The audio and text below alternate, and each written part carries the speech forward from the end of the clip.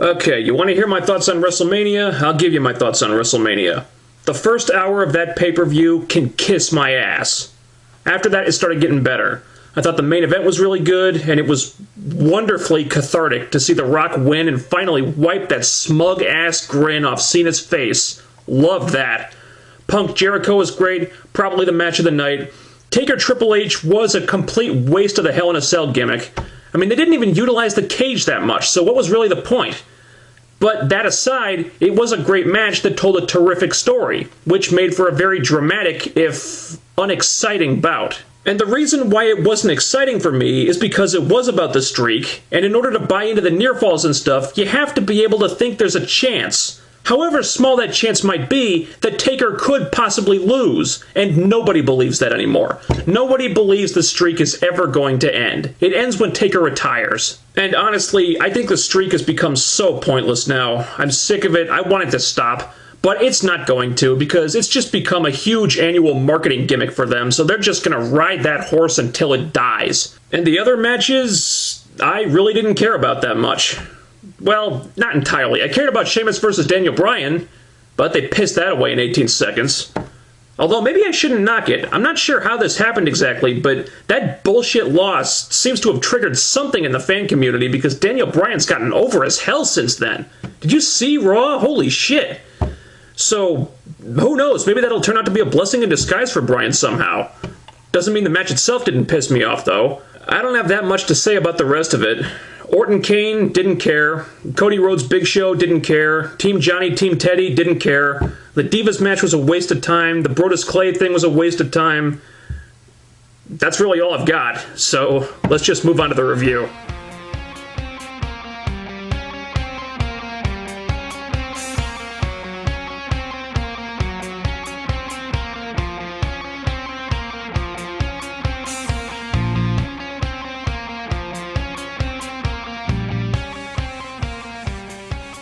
Alright, what to say about Impact?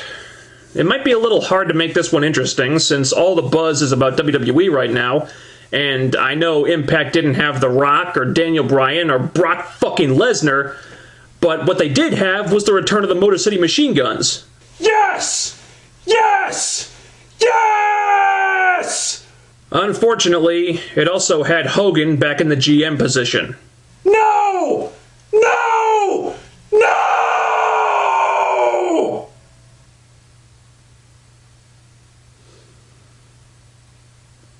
So we're back on the road to lockdown, and this was the episode where they really had to kick the hype machine into second gear, because going into this show, they only had 2 matches announced.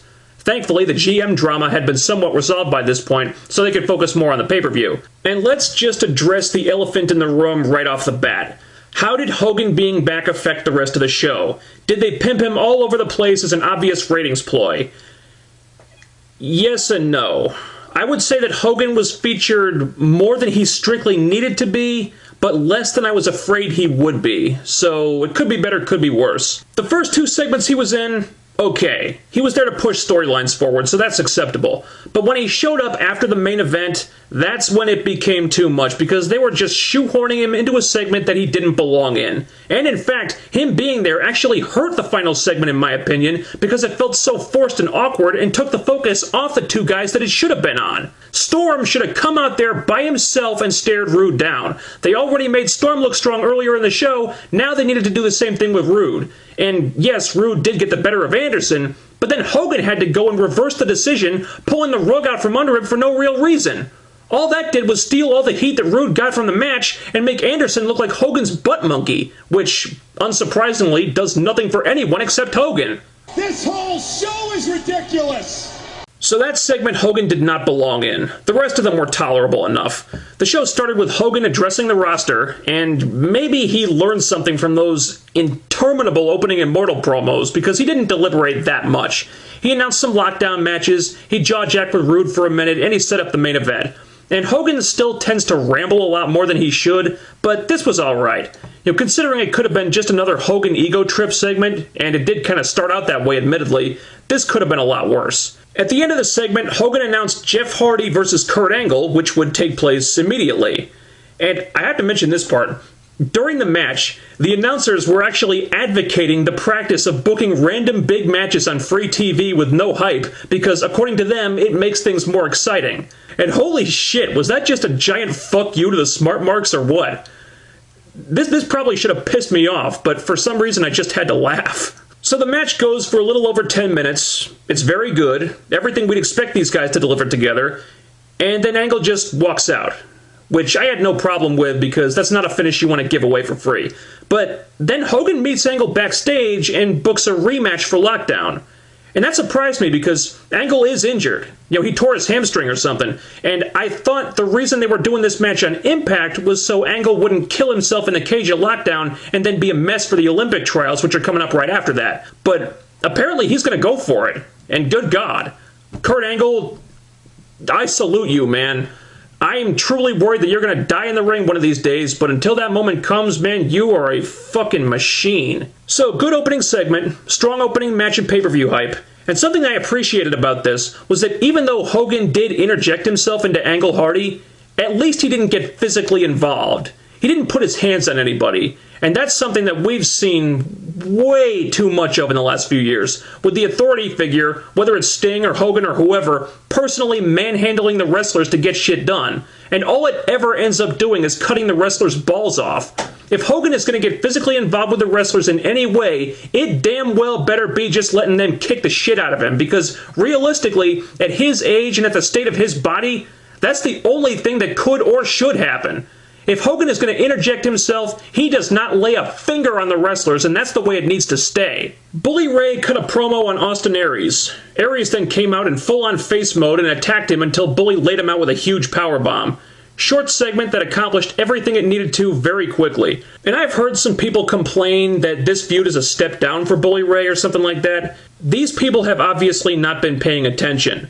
Bully Ray can't be in the main event scene right now since he just distracted from Storm and Rude, so why the hell not feud him with Aries, who's one of the hottest, fastest rising stars on this show right now? Plus, not that Aries needs any help with this, mind you, but if they really want to get his face turnover, then Bully Ray is really the perfect opponent for him because that guy can get pretty much anything over. Sounds like a win-win situation to me. Something that was not a win-win situation, however, was the knockout segment.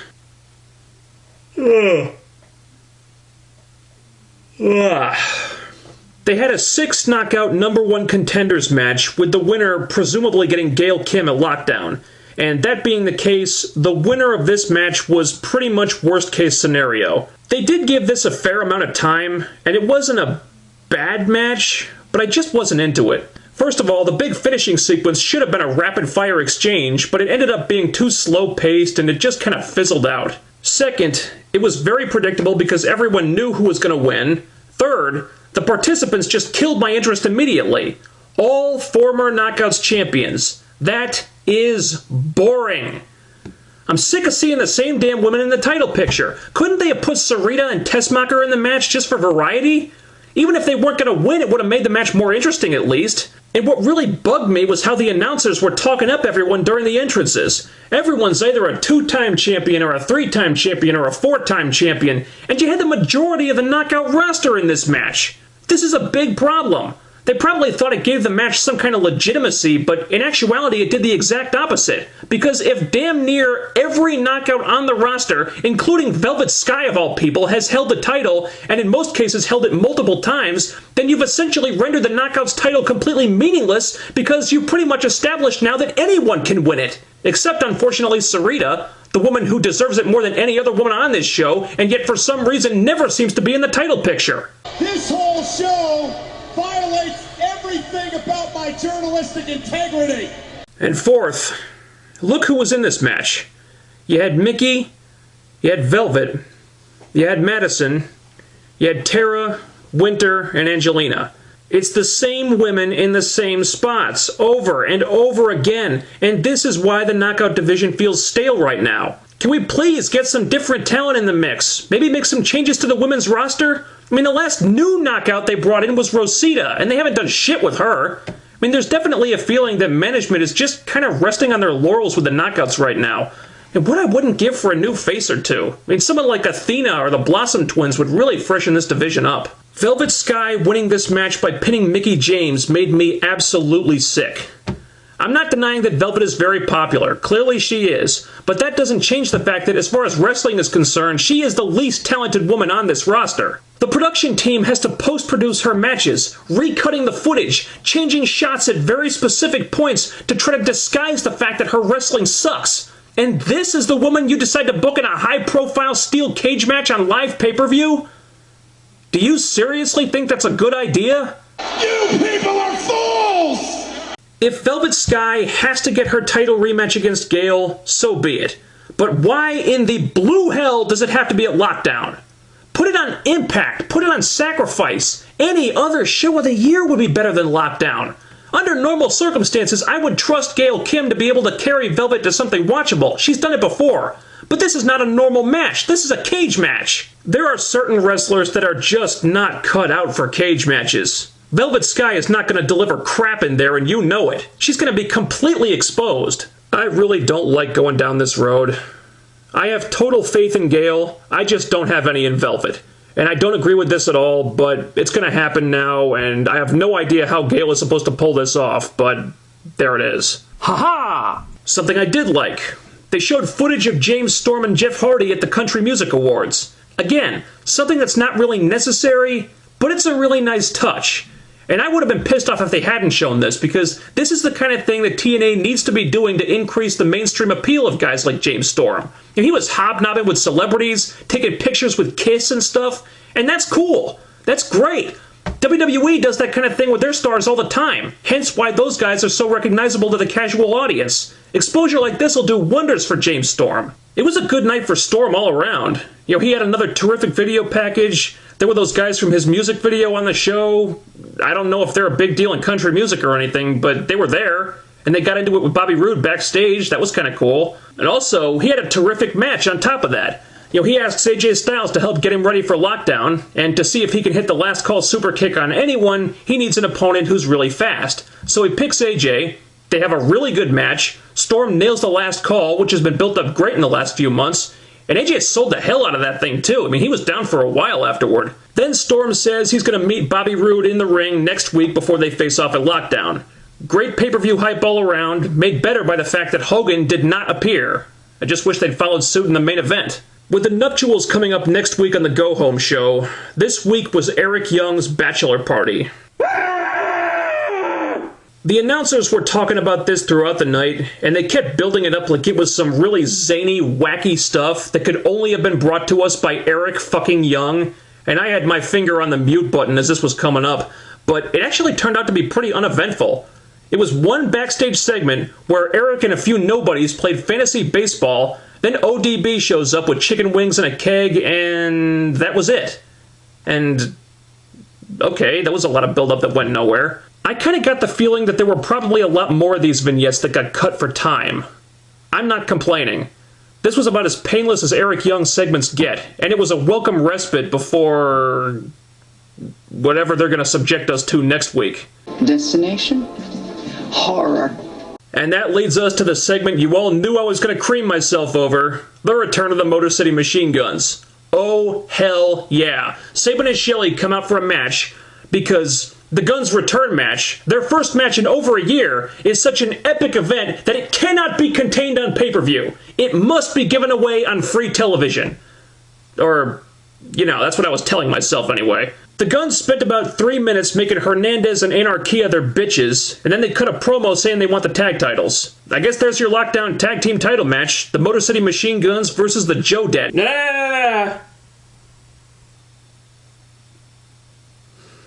Versus Joe and Magnus.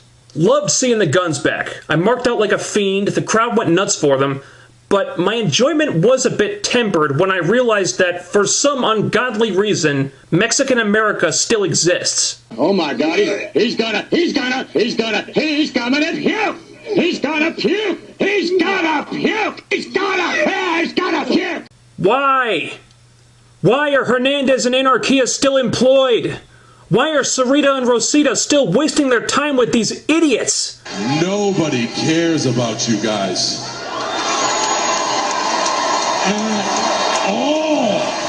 Barring that, I was impressed that the Machine Guns, in their first match teaming together in over a year, were actually able to carry this and make it a good match. They made Hernandez and Anarquia look like total chumps, just wrestling circles around them, and it was awesome. And cathartic as hell to see Sabin get the pin on Anarquia, you'd better believe it. And Sabin looked good, too. I mean, he didn't have much ring rust from what I could see. And yeah, he did seem a little tentative in a few spots, and I did get the sense that him and Shelley might need to shake a few cobwebs off their double team moves, but that's understandable. I mean, hell, it's been a year. So I loved everything about this, just because I was so damn happy to finally have the Guns back on my TV screen. And what made it even cooler was that Sabin was trending worldwide during this segment, right under Jesus Christ. I would have preferred it if Sabin was the #1 trending topic, but I guess if you gotta play second fiddle to someone, might as well be JC. However, I have to say, from a production standpoint, I was underwhelmed by the presentation of their return. I was hoping they'd have a new entrance, or new music, or pyro, or something. You know, more of an introduction than what they got. But the segment felt very rushed, their music hits, and we get a quick recap of Sabin's injury as they make their entrance, a quick match, a quick promo, and then they immediately cut away to the next segment. Maybe this is just me being biased, because it is my favorite wrestler, my favorite tag team. I'm a huge mark for these guys, as you know. I imagined how this would play out so many times, and it's possible that I built it up into more than what it really was, but I couldn't help feeling disappointed that more time and effort wasn't devoted to making the return of the Machine Guns feel special. Now, they did come off like stars, but that was because of them and because the crowd was so hot for them, not because of anything the production team did. So, an unfortunate production fail, but fuck it. The Motor City Machine Guns are back, and that makes me happy. Hogan and Bischoff had an in-ring segment. And I know what you're thinking, Hogan overkill, and normally you'd be right, but in this case it actually led to something positive, because apparently someone backstage came to their senses and decided to scrap the already announced Gunner vs. Garrett Bischoff pay-per-view match in favor of Lethal Lockdown. Massive change for the better, no question, but the bitch of it is, said Lethal Lockdown match is going to be Team Bischoff versus Team Garrett. Oh, what a bunch of bull. Now, before the idea of Garrett Bischoff captaining his own Lethal Lockdown team makes you all run to the nearest toilet to be violently ill, they did throw us a bone here. The stipulation is, if Bischoff's team wins, then Garrett is gone from TNA. But if Garrett's team wins, then Bischoff is gone from TNA. So, whatever happens, we're getting rid of one of the Bischoffs when this thing is over. And in a weird way, that almost makes this whole godforsaken storyline worth it. I think this is a great idea. No matter who loses, the fans are the real winners. And yes, the memory of Garrett Bischoff as a Lethal Lockdown captain is something I'm going to have to try really hard to repress when this match is over, but if it means him or his dad will be off TV, I can live with that. And then they did Ken Anderson versus Bobby Roode for the main event. It went for a few minutes and then Roode used a beer bottle on him, which was a great way to play mind games with James Storm and get under his skin, but then of course Hogan had to come out and ruin it. And all things considered, this was a pretty good episode. There were some really good matches, the tag team division just got a lot better, and now that they're over the hump with this GM drama crap, they're able to get back to business. They finally got off their ass and announced most of the Lockdown card. I don't care for some of those matches, but Storm vs. Roode has been built up probably better than we could have hoped considering it's two homegrown guys. Yes, there is still Hogan to deal with, but who knows? If he continues to have virtually no effect on the ratings, maybe they'll eventually wise up and scale him back.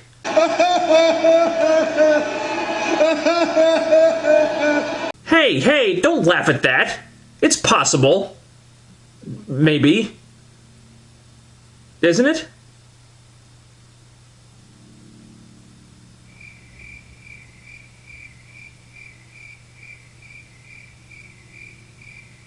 Why isn't anyone saying anything?